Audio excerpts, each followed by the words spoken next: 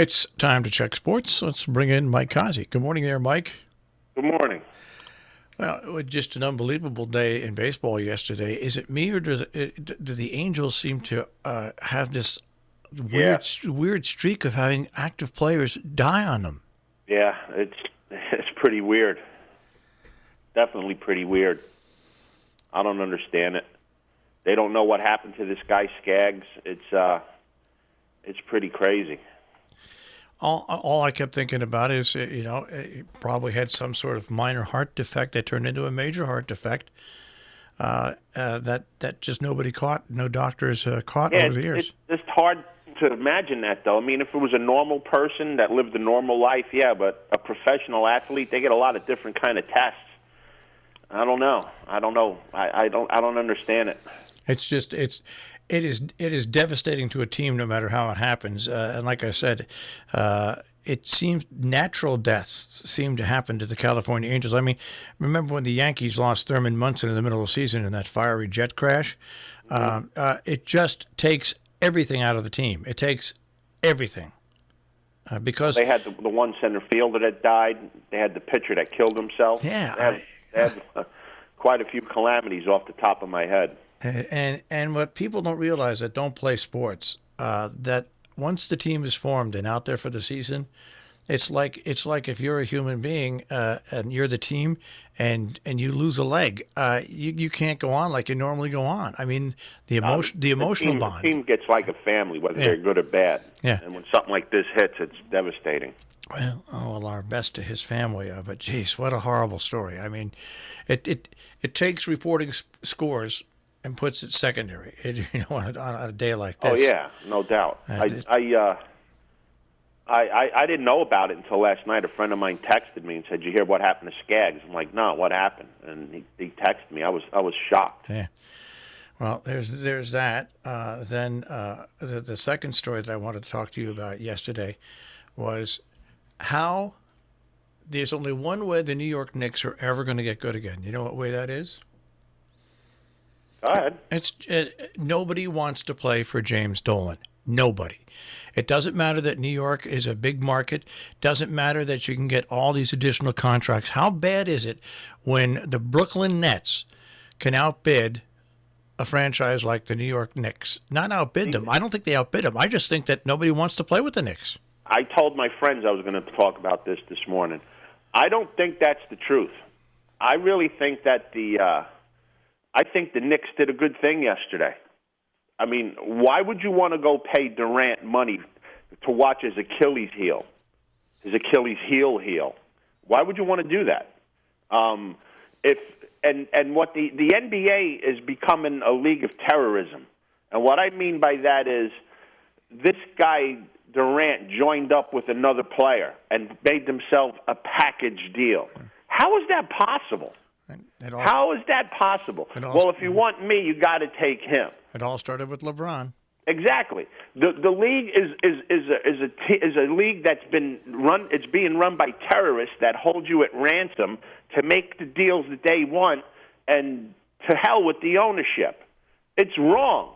What the league should have done was say, we will sign you, player A, but we're not going to sign player B because of his injury. Where would it come out like that this could be possible? In my opinion, the Knicks did the right thing for a change. They didn't make that deal because why would you want to sign Kevin Durant when he's an injured player and you don't know how he's going to come back? And a lot of these guys that have injuries to their Achilles, it's a reoccurring thing even after the surgery. So why would the Knicks want to go blow, I don't know, $200 million on something that's not right?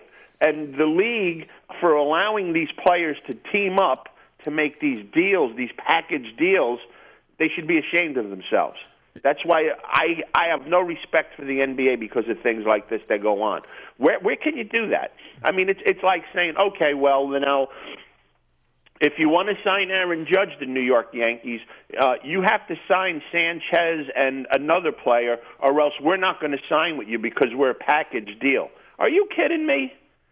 You can't do that. It's ridiculous.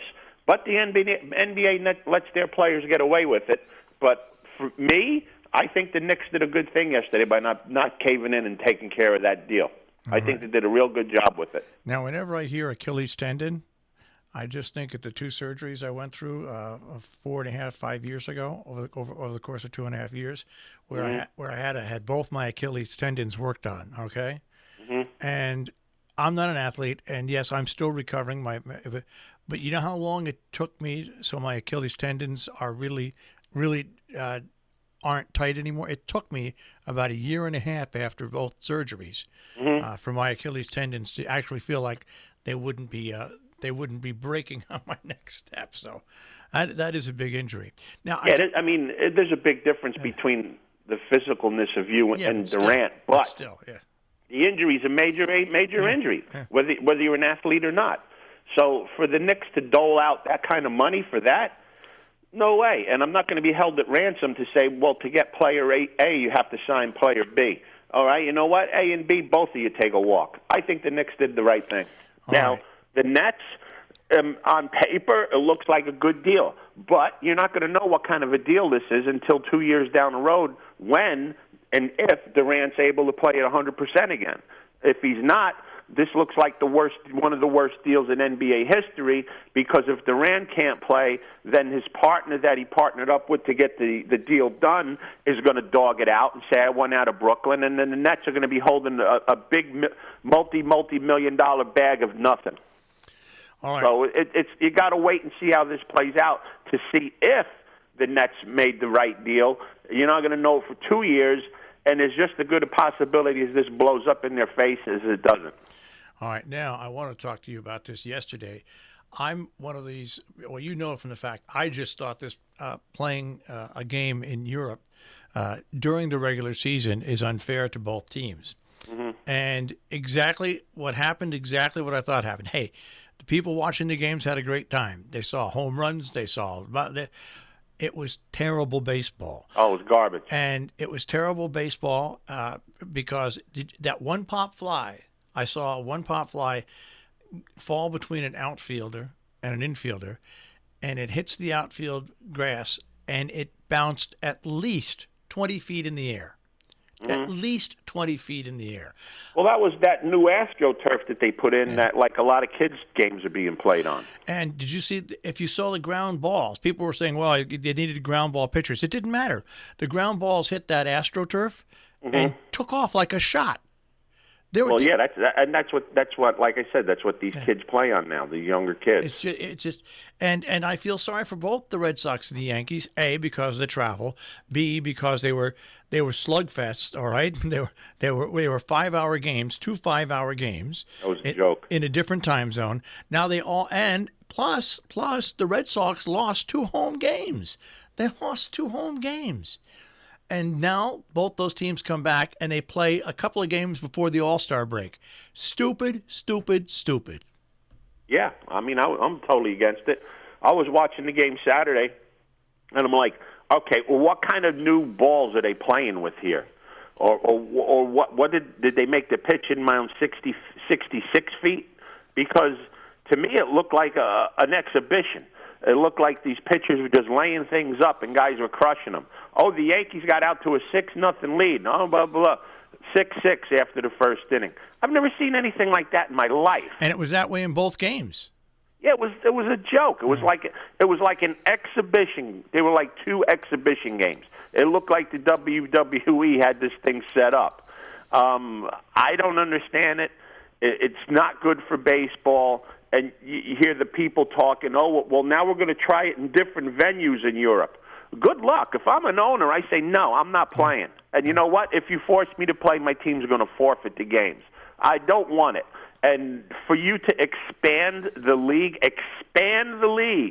into Europe is, one, you're going to get a crap product playing out there because of the expansion, and 2, who's going to want to fly to Europe to play? And on the other hand, if you're a team from Europe, 98% of your games are going to be on the road in America.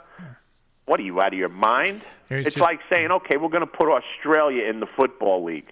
Come on. Yeah. It's not going to work. It's not going to work. And you know what? I'll give the managers of both teams and I'll give the players of both teams for saying, oh, it was fun. It was a great experience. Well, they had to. But you know they all hated it. You know they all hated it. They had to say that. They couldn't say it was bad. I mean, if they said it was bad, they'd be called into the principal's office. They couldn't say it. They couldn't speak what they wanted to say. But no one, as an ex-player, not at that level, but as an ex-player, holy crap, yeah, let's get on a plane and go play in Europe. I remember we were in a tournament in Puerto Rico, and we had to fly to Puerto Rico, and we flew there in the morning, and we played that night. We were dead. I mean, and that's only a 5-hour flight. Well, we were absolutely dead. The next day, we tanked somebody out. But that night, the whole team was absolutely exhausted. We were like ghosts playing. So these guys going over in Europe and playing, I can't see it. And my last critique of that is that if I was a Red Sox fan, I'd be even more upset because the Red Sox entered that series back in the race. 9 games behind, okay? And then they lost both those slugfests, 11 games out, basically after the first 82 games. That makes almost an insurmountable chance to win the division. Well, put it this way. If they win it, it's going to be one of the better comebacks. It'll be like the Yankees in 78. Yeah, just amazing. So that's that. Oh, anything else in the last minute we have? No, you pretty much summed it up. Yeah. I mean, I was watching those games in England, and I was okay. How are they going to outdo this now? And then you see something else happen. It was just bad, and the Yankees lost their first baseman. I don't know how Betts is for the Red Sox. He got injured too. So yeah, it was a real fruitful trip going over to London. And just one final thing, New Jersey passes Las Vegas as the sports betting capital. Now, that I don't believe. I know, that's what they say. That I don't. Well, do you believe everything you read in the newspaper and they say on TV? I sure as hell don't. No. I don't believe that. I can't see how New Jersey surpassed Vegas in sports betting. Now, the only way that could be possible is if Las Vegas does not have online betting that most of New Jersey is tuned into, because I go to Monmouth Park and that place is still a torn down rat hole, and they're not putting a dime in it, and all you hear them talking about over there is poverty, of how they're not getting any money put in it. So to say that they passed Las Vegas in sports gambling, yeah, okay. And the Easter Bunny comes in another 12 months or so. All right. I don't believe it. We'll hop out of here and I'll speak to you tomorrow. Have a great day, guys. Take care, Mike. Mike Cozzi with a check on sports this morning here on the Breakfast Club on Robin Hood Radio.